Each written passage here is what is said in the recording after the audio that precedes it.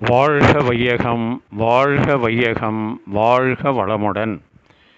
குரு வாழ்க குருவே துணை. மனவளக்கலை உறவுகளுக்கு கோபாலின் வணக்கங்களும் வாழ்த்துக்களும். அருட்தந்தை வேதாத்ரி மகரிஷியின் மனவளக்கலையை பற்றி தினமும் சிந்தித்து கொண்டிருக்கின்றோம். சுவாமிஜி அவர்கள் எழுதிய வாழ்க்கை மலர்கள் என்ற நூலிலிருந்து மார்ச் மாதம் 23 இறைநிலை இயல்புகள் காட்சியாகும் என்ற தலைப்பில் சிந்திக்கவிருக்கிறோம்.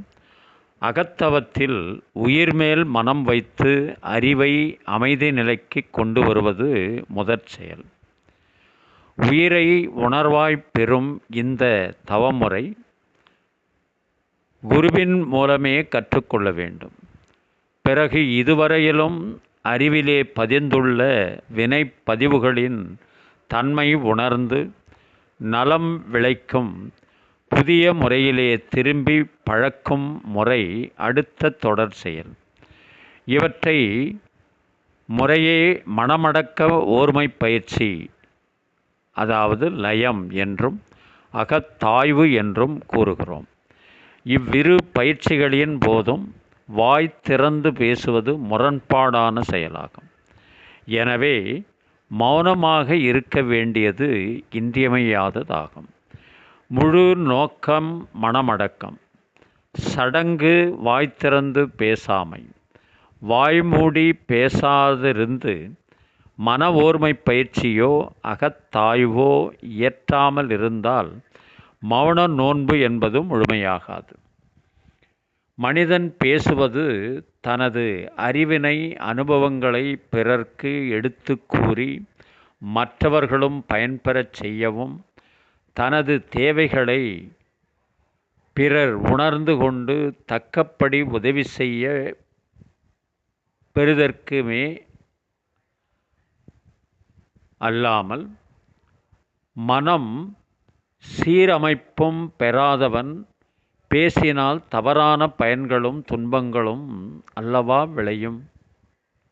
இதனை ஒரு சித்தர் பெருமான் குறிப்பிடுகிறார்.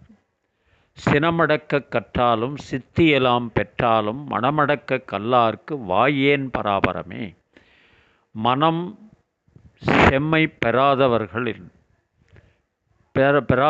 பேசியதால் என்ன பயன் என்று வினவுகிறார். திருவள்ளுவர் கூறும் அறிவுரையையும் இங்கே நினைவு கூர்வோம். அடக்கம் அமரருள் உய்க்கும், அடங்காமை இருள் உய்த்துவிடும். தன்முனைப்பை அடக்கி அகண்டாகார பேராற்றலோடு தன்னை இணைத்து கொண்டால் இறையருள் சுரந்து இன்பம் ஓங்கும். இல்லையேல் துன்ப இருளில் ஆழ்த்திவிடும் என்பதே இக்கவியின் கருத்தாகும். மௌன நோன்பில் மனமடங்கி தற்சோதனையில் ஈடுபடும் போது இறைநிலையின் இயல்பான அனைத்தும் அறிவிற்கு காட்சியாகும். இப்பெரும் பேற்றினை இறைவன் என்னுள் பேசுகிறான் என்றும் உள்ளுணர்வு என்றும் அறிஞர்கள் கூறுகின்றனர். வாய்ப்பினை வாழ்வில் ஏற்படுத்தி கொண்டு ஒரு நாள் 10 நாட்கள் 15 நாட்கள் என்று அளவில் மௌன நோன்பு ஏற்பதில் மும்மலங்களும் கரைந்து ஆன்மீக அறிவு ஓங்கி வாழ்வில் தெளிவும் அமைதியும் இனிமையும் விளையும். வாரம் ஒரு நாளோ மாதம் ஒரு நாளோ குறித்து கொண்டும் மௌன நோன்பு ஆற்றி பிறவி பயனை அடையலாம். அருள் ஒளி மிக்க வாழ்வினை பெறலாம். அருட்தந்தை அவர்கள் அதாவது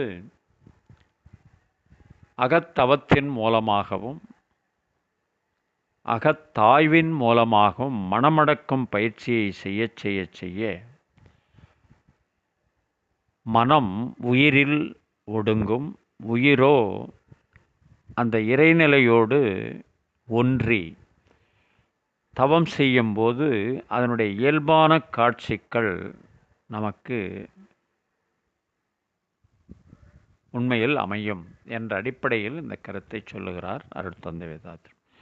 அந்த ஆன்மா அதனோடு, அதாவது இறைநிலையோடு லயமாகிற போது ஏற்படுகின்ற ஒரு பரவச நிலை, பேரின்ப வெள்ளம், அதாவது ஆனந்தமய கோஷம் என்றும் சொல்வார்கள்.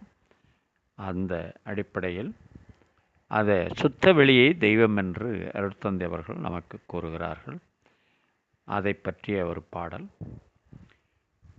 வெட்ட வெளி எனும் கோட்டையிலே கதவுகள் இல்லை, அங்கே காவல் காக்க கடவுளை அன்றி ஒருவரும் இல்லை. சுத்த வெளி எனும் கோட்டையிலே கதவுகள் இல்லை, அங்கே காவல் காக்க கடவுளை அன்றி ஒருவரும் இல்லை. காட்டி காட்டி மறைத்து கொள்ளும் சுயநலமில்லை, அதிலே கலந்து விட்டால் கால நேரம் தெரிவதுமில்லை. காட்டி காட்டி மறைத்து கொள்ளும் சுயநலமில்லை, அதிலே கலந்து விட்டால் கால நேரம் தெரிவதுமில்லை. சுத்த வெளி எனும் கோட்டையிலே கதவுகள் இல்லை, அங்கே காவல் காக்க கடவுளை அன்றி ஒருவரும் இல்லை. மேகமென்ற தந்தை கண்ணில் நீர் வழிந்தது, இங்கே விதவிதமாய் குழந்தைகள் போல் செடி மலர்ந்தது. மேகமென்ற தந்தை கண்ணில் நீர் வழிந்தது, இங்கே விதவிதமாய் குழந்தைகள் போல் செடி வளர்ந்தது. பூமி என்ற தாய்மடியில் தவந்து வந்தது, பூமி என்ற தாய்மடியில் தவந்து வந்தது. நோயில் வாடுகின்ற மனிதருக்கும் மருந்து தந்தது, நோயில் வாடுகின்ற மனிதருக்கும் மருந்து தந்தது. சுத்த வெளி எனும் கோட்டையிலே கதவுகள் இல்லை, அங்கே காவல் காக்க கடவுளை அன்றி ஒருவரும் இல்லை.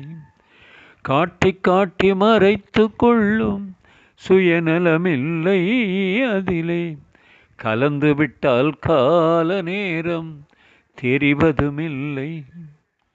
சுத்த வெளி எனும் கோட்டையிலே கதவுகள் இல்லை, அங்கே காவல் காக்க கடவுளை அன்றி ஒருவரும் இல்லை.